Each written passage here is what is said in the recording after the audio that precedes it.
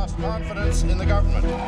Harper, Mr. Dissek, Mr. Layton, Mr. Martin, of course, voted against. It's a cold night in 2005, November 28th to be exact, and Prime Minister Paul Martin is watching his grasp on power loosen, one MP at a time. He's been in power for only 17 months, but his government is about to fail an important test, a vote of non-confidence. Like Prime Ministers Pierre Trudeau and Joe Clark before him, his government would fall by a vote in the Commons, plunging the country into an election. Now, in 2021, Justin Trudeau's government is approaching the 2-year mark, already 200 days longer than the average lifespan for a minority government in Canada.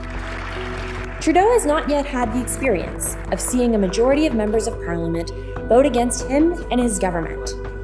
And the Canadian Constitution provides for a maximum 5-year term, giving the 43rd Parliament the possibility to run a further 3 years.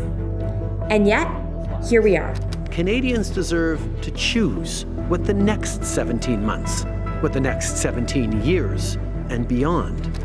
But why would a prime minister risk an election if they're already in power and haven't been forced out of office? For the answer, one just might look to the experiences of Paul Martin, Joe Clark, and Pierre Trudeau, those who were forced to leave the timing of an election to the opposition, rather than on their own accord. Welcome to the Delphic Academy. First, let's look at how an election can be called. An election can be called easily. The Prime Minister can simply ask the Governor-General to dissolve Parliament at any point, thereby triggering an election.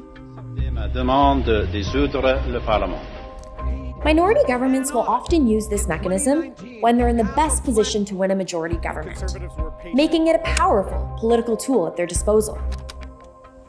This is why many experts expected Trudeau to call an election. Liberal polling is higher than it has been in a while. He's in a good position to call Canadians to the polls. And if you can choose when an election will occur, it would make sense to have one when public confidence in your party is high. But leaders don't always get to choose when they head to the polls. If the government loses the confidence of the House of Commons, that also triggers an election. That's what happened to Paul Martin back in 2005. The election that resulted from this no-confidence vote saw Martin lose his hold on power entirely. The same thing happened in 1979, this time to Prime Minister Joe Clark. After governing as a minority for just half a year, Clark's progressive Conservatives found themselves facing another election. His government had fallen to a motion of non-confidence on its budget. The margins were slim, 139 to 133. Because they lacked a majority standing in the legislature, the Progressive Conservatives lacked the votes necessary to defeat the motion of non-confidence, and as such, saw their grip on power crumble. The resulting election compounded their loss.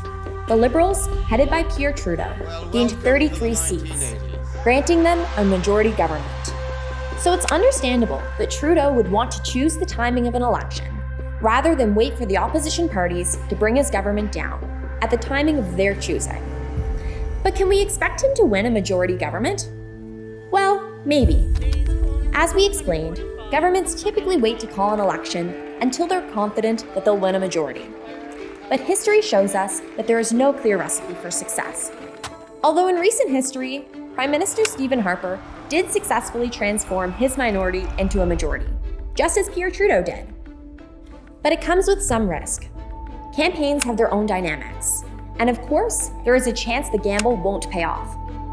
Not only might the Trudeau Liberals fail to win a majority, they could also fail to persuade voters to bring them back to government altogether. I, Paul Martin, do solemnly and sincerely promise and swear that I will truly and faithfully and to the best of my skill and knowledge.